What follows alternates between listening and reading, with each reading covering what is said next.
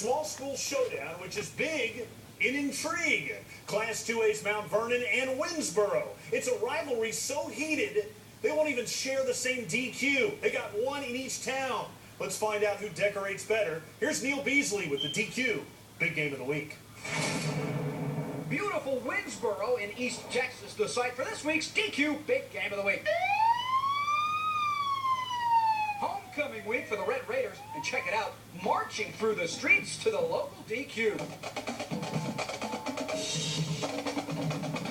Red Raiders used to be called the Braves.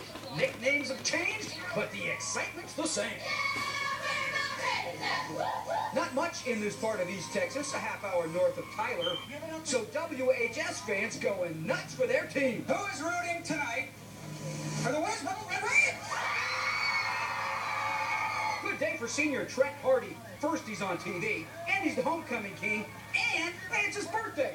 I know what he wants for a present. Hey, there's no time like the present to whoop your rival. The game you want to win all year long is this one, and we're just glad to be out here and celebrate it with you in Fox Sports Southwest. Let's go, 1, 2, 3, 1, 2, 3. And there's not much around Winnsboro, except just a little bit north is Mount Vernon, another beautiful East Texas city. And everybody seems to know everybody in each town, which makes this the Highway 37 rivalry. And these are some hungry Tigers just up the road. Everybody in purple loving life these days. Winning every game you play will do that for a town. And kids of all ages can dig this rivalry, one that dates back over 80 years. I have a lot of good friends in Winnsboro. I have a lot of respect for their community, their school. But when it comes to this game, it's intense. It's very intense. Winnsboro head coach Steve Cannell, also a WHS grad, but he'll be without starting quarterback Luke Tebbets, down with a bum shoulder.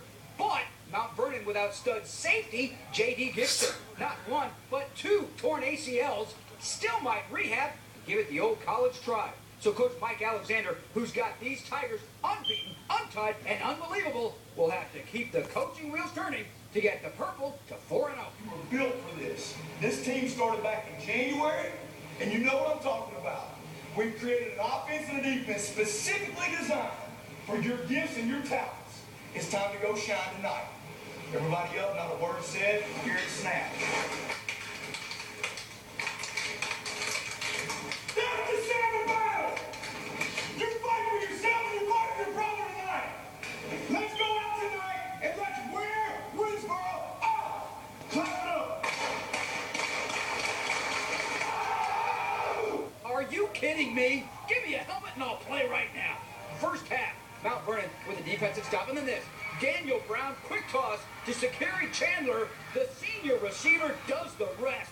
40-yard run, sets up 6, 7-0 Tigers.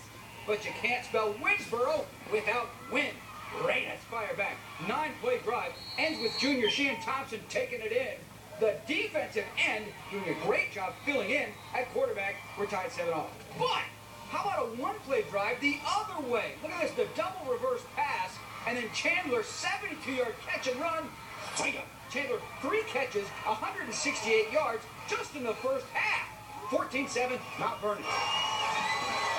Looks like that'll be the score at the break. Tigers trying the Hail Mary, but oh, Chandler has got it again. Wow. Tigers roar into the break. 21-7. Red Raiders reeling. Guys, let's go out and play our kind of football. Let's get after their butts. Let's play hard, and let's see who the best team is at the end of the night. If we out, guys, because 21 points ain't going to beat us today. 21 points ain't going to beat us today. We're going to put it in the end zone. Defense, we got to have some stops. Let's get after their butts from the first play on.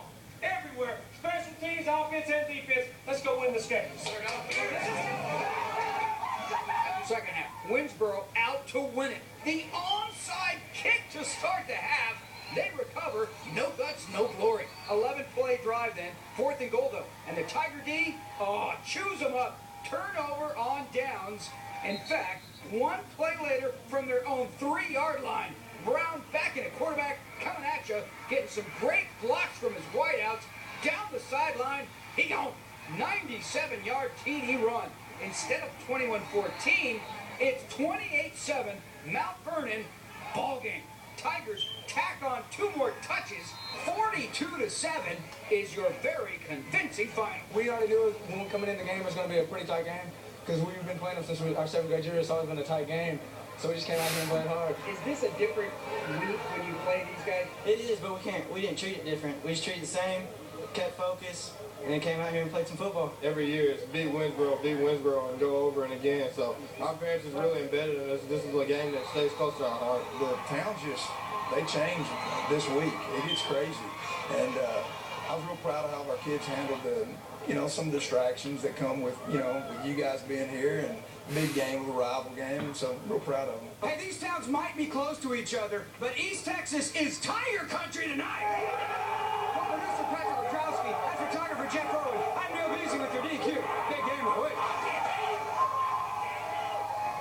Thanks, Beezer. Next week, we move on to a Class 4A showdown. Corsicana and Sulphur Springs. It's not a district game, but these are 2 very dangerous teams looking to make a statement with a lot of guys back from successful runs from last year. Corsicana, the 1-3. They lost to Waxahachie this week. But getting back to Mount Vernon, so much history at that school. So fun to see that. Yeah, of course, Don Meredith played there. He was the all-time football hero from that school as well. 4-0, that's another one of those 2A schools that may have been overlooked. I'll give you another one. Hallettsville, the Bramas. That's another team that's been perhaps overlooked a little bit, off to a